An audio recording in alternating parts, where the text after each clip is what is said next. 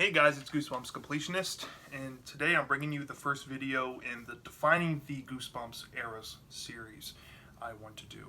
Today I'm tackling two eras in one because I feel like it would be easier to explain in one video, and as you'll see probably in the next one to three videos after this, it'll probably be more simpler to tell one era at a time. But for this video, I'm going to talk about the first two eras in Goosebumps at the same time, so it's easier to follow and easier to understand. And the eras in question are the classical era and the neoclassical era. What's the difference? Where did the change begin in Goosebumps back then? This obviously is pre-2008, even pre-2003 Goosebumps we're talking about. The range of time takes place all the way from July of 1992 to February of 2000. But in between 1992 and 2000, there was a 3-month period where a bunch of change happened in Goosebumps. Primarily for the worse, primarily for the better in some aspects. There was a decline in many things, including the books, a change in the direction of Goosebumps in general, the look of Goosebumps, the tone of Goosebumps, the eventual cancellation of the show and the play that were, in their height, and specifically the play had just come out and it was not even a year old by the time it was canceled. There's a lot of things that go into what define the separate eras. And the months we're going to be focusing on centered around late 1997, specifically September through November of 1997. So keep those dates in mind. So the classical era. Let's start with that first. This is the classical era. It goes from July of 1992 to October of 1997. Easy to follow.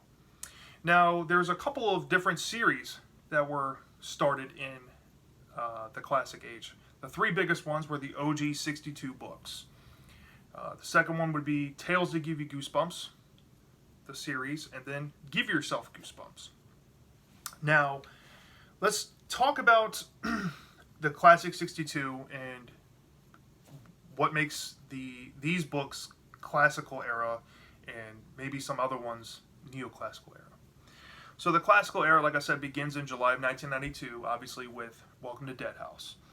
And of course, throughout the classical era of Goosebumps, we had classics like R.L. Stine has said that this is his all-time favorite book he's ever written, The Haunted Mask.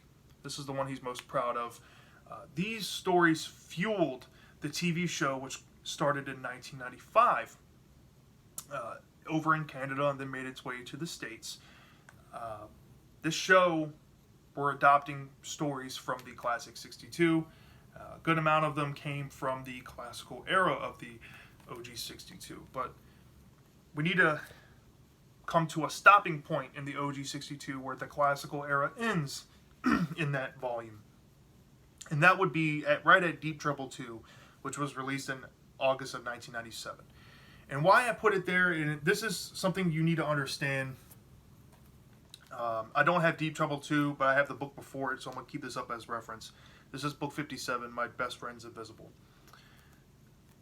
This was approaching the end of the third quarter of 1997 for Scholastic. By this point, the show was just about to get into the third season, also known as Ultimate Goosebumps. The show was evolving. These books were declining in sales, and it showed in the third quarter. And the fourth quarter was coming up, and they didn't want to lose money near the end of the year. So they devised a plan after Deep Trouble 2, starting with The Haunted School. And The Haunted School through Monster Blood 4 were going to be made for the fourth quarter that year to recoup some money, but they were going to start low printing books in very, if not ever, rarely reprinting the books. Now, also, there's another distinguishing point that happens in September 1997, beginning with The Haunted School, and that is the tone and the mood of the books. I guess they were precursoring the vibe for Series 2000. And a book that's a good example of this would be I Live in Your Basement. Now, speculation seems to coincide with the idea that Scholastic was just making these to fill out the fiscal year. And there's some evidence kind of corroborating that they don't really consider 3 out of the 4 books in question classic books because they've never been reprinted. And that's because it probably doesn't fit the narrative or the mood or the theme of the classical era books that came before it in books 1 through 58. Now, comparing this book to this book, they might look similar with the layout of the covers and whatnot. This might be harder to distinguish, but Classic 62 started with Haunted School all the way to Monster Blood 4 and even onward with every single book was just inherently low printed, and what they made is what they made. And not to mention 3 out of the 4 books have never been reprinted for reasons we don't necessarily know, but we can kind of guess why. So yeah, that's where the classical era stops in the OG 62 is at book 58 with Deep Trouble 2. And the beginning of the neoclassical era in the OG 62 starts with the Haunted School, and the neoclassical era for the OG 62 goes between September of 1997 through December of 1997. Okay, so another one we can talk about here is Tales to Give You Goosebumps. Tales to Give You Goosebumps ran from October of 1994 to October of 1997. And in 3 years, they released 6 special edition books with 10 short stories in each. And this book right here is the final book ever in the classical era of Goosebumps. In October of 1997, it ends with this book, kind of in a co-spot with Give Yourself Goosebumps, book 22, Return to the Carnival of Horrors. I would say both of these mark the end of the classical era. And the reason why this marks the end, the true end of the classical era, was partly because of R.L. Stine's plans with the short story series. He didn't want to do the 10-story layout anymore. He wanted to do the 3 short story layouts, and he came up with an idea of Triple Header. Now, Triple Header came out literally in October of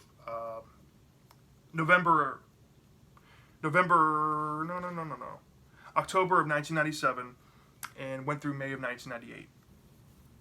I have the one that came out in 1998, the second book, but Triple Header really marks the beginning of the neoclassical age for the short stories. Now, reasons why he wanted to switch from Tales to Triple Header was he can make 3 stories and just make 3 stories and tell them longer, and that he thought that would help sales for the short story books because Tales to Give You Goosebumps were declining post book 4. Unfortunately, Scholastic had other ideas for Triple Header, and Triple Header 1 probably has the highest print run of any neoclassical era book in Goosebumps, maybe next to Cry of the Cat. But Triple Header 2 definitely does not have a high print run whatsoever.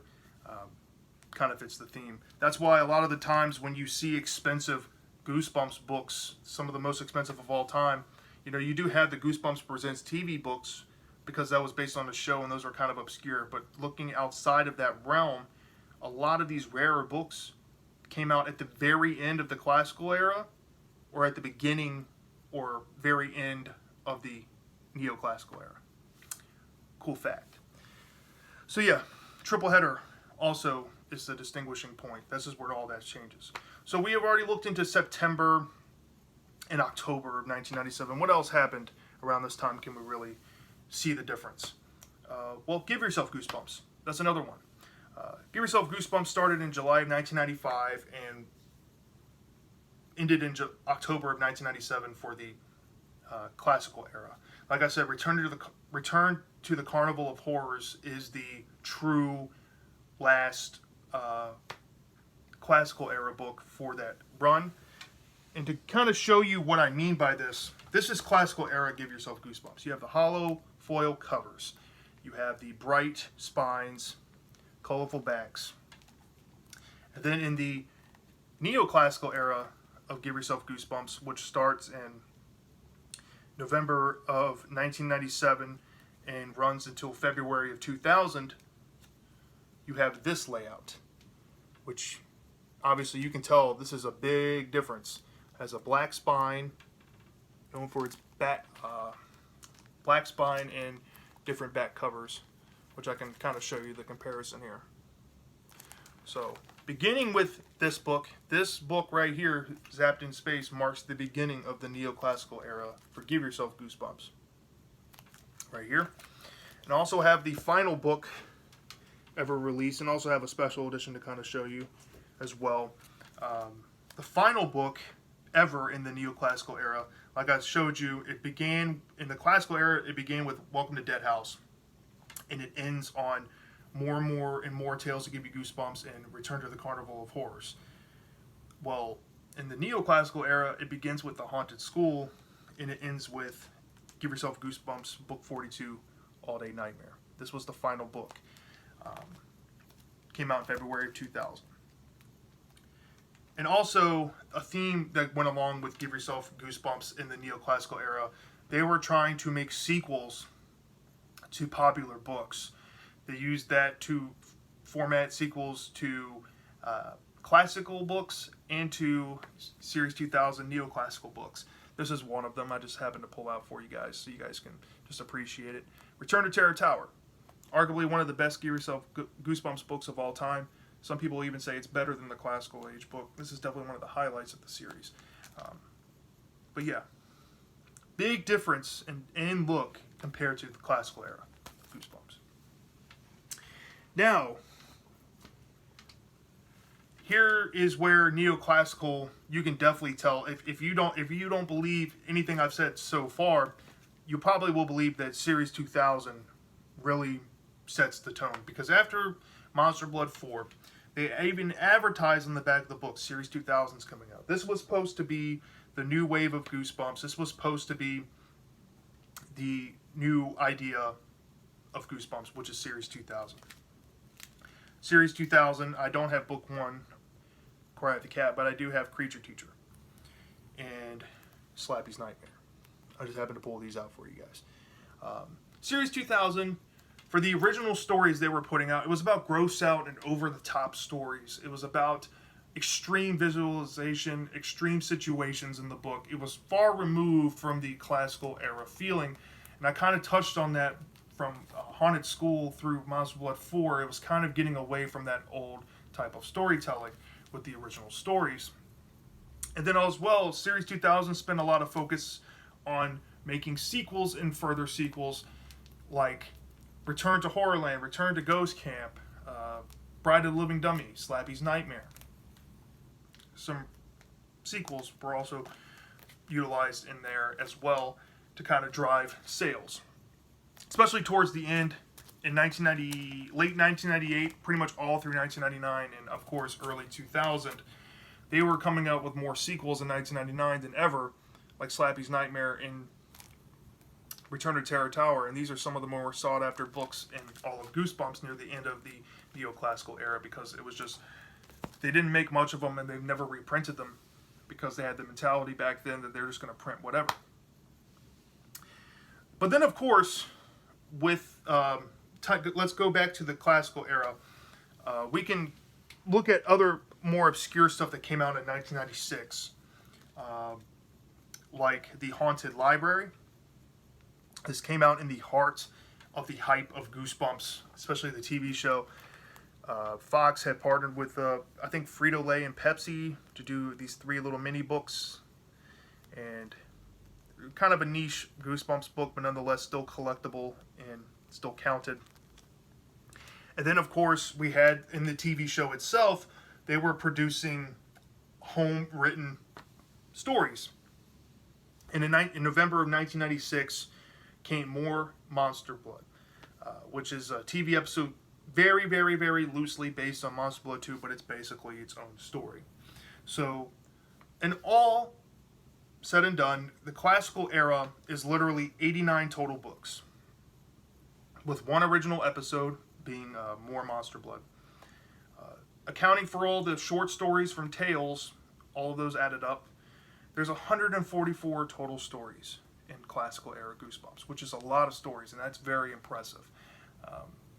And that's something to hang the hat on and reflecting to look at. But I was just showing you guys the differences from neoclassical, so you guys know that classical does have majority of the stories in the history of Goosebumps.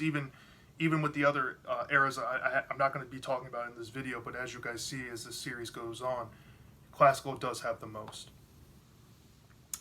But kind of wrapping up real quick, neoclassical, other highlight moments that happened in neoclassical era was April of 1998 through May of 1998. Fox Kids TV show put out a original home-written story that took place in a three-parter called Trilogy.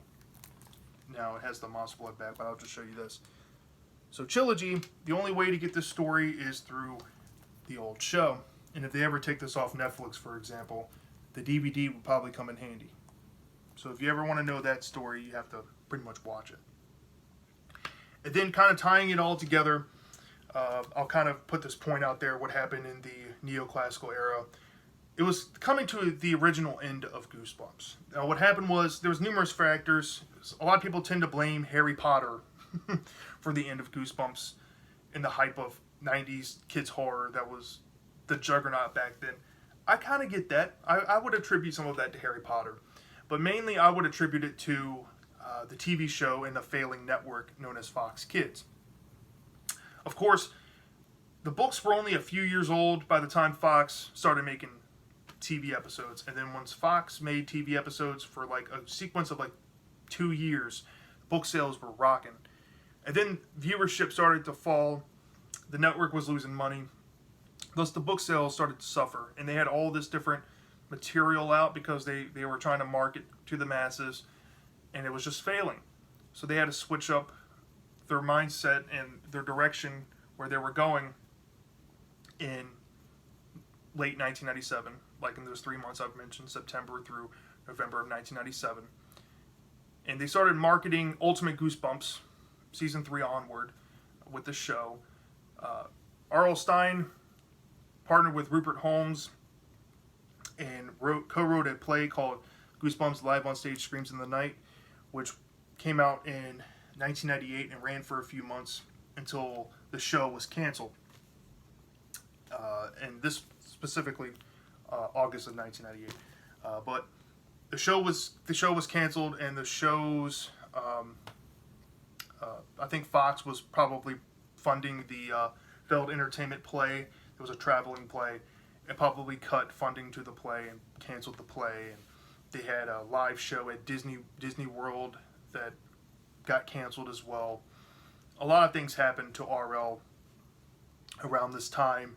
In 1999, he was probably ready to hang up the towel. He probably was just finishing out his contract, and then 2000 rolls around. All Day Nightmare comes out. They cancel Give Yourself Book 43. They cancel Series 2000 Book 26 that were slated to come out around that same time, and they just ended their relationship there. But yeah, nonetheless, the neoclassical era ended in February of 2000, and it started in September of 1997. So for a little over 2 years, it's not a bad run for this era, given that there was 59 total books released in this era, one original episode that was a 3-parter, mind you, in the show, and it accounted for 64 total stories altogether, which isn't bad. And it's still the second place era for the most stories, at least original stories put out. So yeah. So I hope you guys understood the differences between the classical and neoclassical ages of Goosebumps. Like I said, next video probably be just one era in the video, and I'll let you know when that comes out and what era I'm referring to. And I hope you guys enjoy the video, and I'll see you next time.